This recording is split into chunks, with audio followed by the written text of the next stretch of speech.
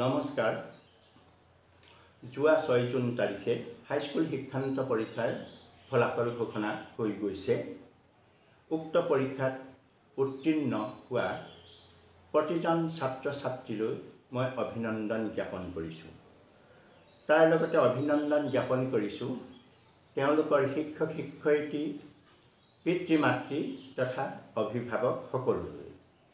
শিক্ষাৰ এটা নিৰ্দিষ্ট পৰিৱেশ পাৰ হৈ তেওঁলোকে শিক্ষাৰ এক বিশাল পৰিসৰত এতিয়া প্ৰৱেশ কৰিছে। সেই সময়ত তেওঁলোকৰ দায়িত্ব অনেক, সমাজৰ দায়িত্ব অনেক। এতিয়া বিভিন্ন শাখাত তেওঁলোকে নামভৰ্তি কৰিব আৰু বিশাল পৰিসৰতালৈ আগবাঢ়ি যাব। 64.80% উত্তীৰ্ণ হৈছে, এইটো এটা ভাল লক্ষণ বুলি ভাবিছোঁ। তাৰ বিপৰীতে 1,20,468 জন ছাত্ৰ ছাত্ৰী অনুত্তীৰ্ণ হৈছে। এইটো এটা বিৰাট ডাঙৰ সংখ্যা, অৰ্থাৎ 35% অনুত্তীৰ্ণ হৈছে অসমৰ ছাত্ৰ ছাত্ৰী হাইস্কুল শিক্ষান্ত পৰীক্ষাত। মই উত্তীৰ্ণসকলৰ প্ৰতি অভিনন্দন জ্ঞাপন কৰিছোঁ আৰু লগতে এই যে অনুত্তীৰ্ণ হৈছে, অনুত্তীৰ্ণ হোৱা সকলক প্ৰতি দুআষাৰ মোৰ মনত উপজা কথা ক'বলৈ বিচাৰিছোঁ। মই ভাবোঁ যে অনুত্তীৰ্ণসকল আমাৰ দেশৰ অলাগতিয়াল সম্পদ নহয়, অলাগতিয়াল নহয়। তেওঁলোক যাতে মানৱ সম্পদ হৈ থাকিব পাৰে, সেই ব্যৱস্থা, সেই কথাও আমি ভাবিব লাগিব তেওঁলোকৰ বাবে। ইয়াৰ ভিতৰত বহুতে যিবিলাক অনুত্তীৰ্ণ হৈছে বা ফলাফল আশা কৰা মতে পোৱা নাই, তেওঁলোকৰ মনত মানসিক চাপৰ সৃষ্টি হৈছে। অনেকখিনি কথা আমি গম পাইছোঁ, তেওঁলোক মানসিক চাপত ভুগিছে। যোৰহাটত এটা তেনেকুৱা ডাঙৰ ঘটনা হৈ গৈছে। এগৰাকী ছাত্ৰীয়ে আত্মহত্যাৰ পথ বাছি লৈছে। এইটো এটা দুখজনক কথা যে ছাত্ৰীগৰাকীয়ে হেনো শুনিবলৈ পোৱা মতে প্ৰথম বিভাগত উত্তীৰ্ণ হৈছিল, কিন্তু প্ৰথম বিভাগত উত্তীৰ্ণ হৈও তেওঁ আত্মহত্যাৰ দৰে পথ কিয় বাছি ল'ব লগা হ'ল? অৰ্থাৎ তেওঁ তাতকৈ অধিক আশা কৰিছিল, কিন্তু আশা কৰা মতে নিশ্চয় ফল পোৱা নাই আৰু মানসিক চাপত ভুগিয়ে তেওঁ এই পথ বাছি লৈছে। এইটো নিশ্চিতভাৱে এটা মানসিক চাপৰ কথা। মানসিক চাপ হৈছে এটা সাংঘাতিক এটা বেমাৰ, এটা ডিজিজ। এইটো চাপ আহে ক'ৰ পৰা? চাপ আহে আমাৰ সমাজৰ পৰাই আহিব। আমাৰ পৰিৱেশেই চাপটো দিছে। মাক দেউতাকৰ পৰা চাপ আহে, শিক্ষক শিক্ষয়িত্ৰীৰ পৰা চাপ আহে, অভিভাৱকসকলৰ পৰাও চাপ আহে। এই চাপটো হৈছে অভাৰ এক্সপেক্টেশ্যন, অতিৰিক্ত প্ৰত্যাশা। অতিৰিক্ত প্ৰত্যাশাৰ পৰাই এইটো ঘটনা হ'বলৈ হৈছে।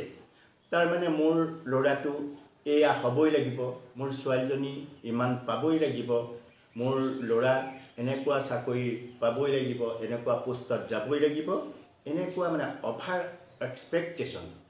তেওঁলোকৰ কেৰিয়াৰ থাকক বা নাথাকক, অভাৰ এক্সপেক্টেশ্যন যিটো অতিৰিক্ত প্ৰত্যাশাটো আমাৰ সমাজত বৃদ্ধি পাইছে আৰু সেইটোৱেই মানসিক চাপৰ সৃষ্টি কৰিছে। মানসিক চাপটো কোনেই নাহে, যেতিয়া সেইমতে নহয় তেতিয়া তেওঁলোকে চাপত ভোগে, ষ্ট্ৰেছত ভোগে আৰু তেতিয়া তেওঁলোকে অন্যান্য এই বিপদজনক পথ বাছি ল'বলৈ বাধ্য হয়।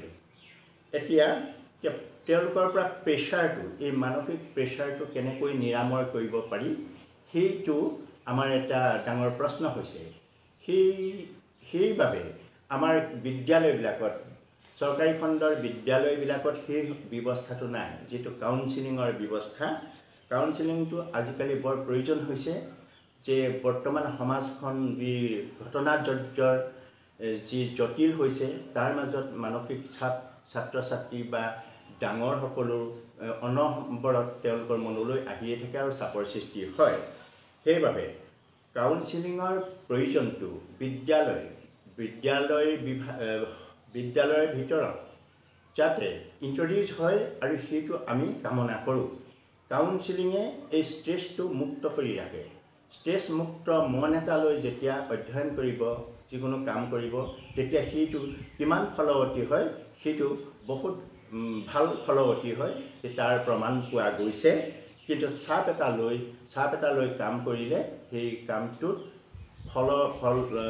ফল সিমান ভালকৈ আশা কৰিব নোৱাৰি যিমান আশা কৰিব পাৰি মুক্ত মন এটা লৈ কাম কৰিলে সেইবাবে আমাৰ যিটো চৰকাৰী খণ্ডৰ বিদ্যালয় যিটো নাই কিন্তু চেণ্ট্ৰেল বিদ্যালয় কেন্দ্ৰীয় বিদ্যালয়বিলাকত মই গম পাইছোঁ যে কাউন্সেলিং এটা ছাবজেক্ট দিছে বিষয় দিছে আৰু বিশেষজ্ঞই তেওঁলোকক সেইটো দিয়েহি আমাৰ অনেক কাউন্সেলিং চেণ্টাৰ আছে তাৰ পৰাই ক্ৰয় কৰিব পাৰিম আমি তাৰ পৰাই তেওঁলোকক নিমন্ত্ৰণ কৰি বা তেওঁলোকৰ লগত যোগাযোগ কৰি সপ্তাহত 2 দিন হ'লেও কাউন্সেলিঙৰ এটা ক্লাছ এটা লেসন এটা পাঠ আমি প্ৰতিটো ক্লাছতে দিয়াব পাৰোঁ বিশেষকৈ এডাল্ট চেণ্টাৰৰ কথাটো আমাৰ বেছি চিন্তাদায়ক যে নৱম শ্ৰেণী আৰু দশম শ্ৰেণীৰ ছাত্ৰ ছাত্ৰী বয়সন্ধিৰ সময়ত তেওঁলোকৰ শাৰীৰিক যেতিয়া পৰিৱৰ্তন হয় সেই সময়তে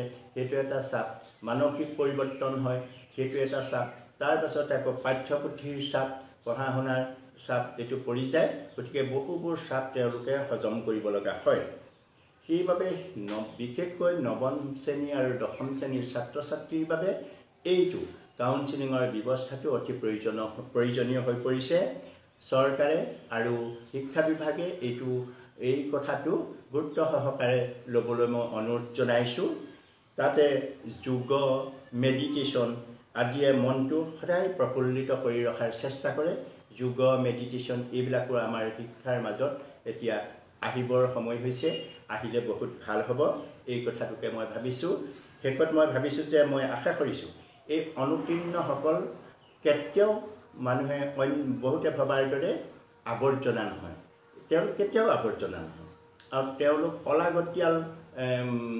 অলাগতিয়াল বয়বস্তু নহয় তেওঁলোক কেতিয়াও অলাগতিয়াল নহয় তেওঁলোক হৈ পৰক দেশৰ সম্পদ তেওঁলোকক আমি ব্যৱহাৰ কৰি দেশৰ সম্পদত পৰিণত কৰোঁ আৰু তেওঁলোক ভৱিষ্যতৰ দেশৰ সম্পদ হওক এই কামনা কৰিছোঁ উত্তীৰ্ণসকলৰ লগতে অনুতীৰ্ণসকলকো মই মন ভাগি নাযাবলৈ তেওঁলোকৰ হতাশা নানিবলৈ আৰু দুগুণ উৎসাহেৰে তেওঁলোকে জীৱনক গঢ় দিবলৈ মই আশা প্ৰকাশ কৰিছোঁ আৰু অনুৰোধ জনাইছোঁ নমস্কাৰ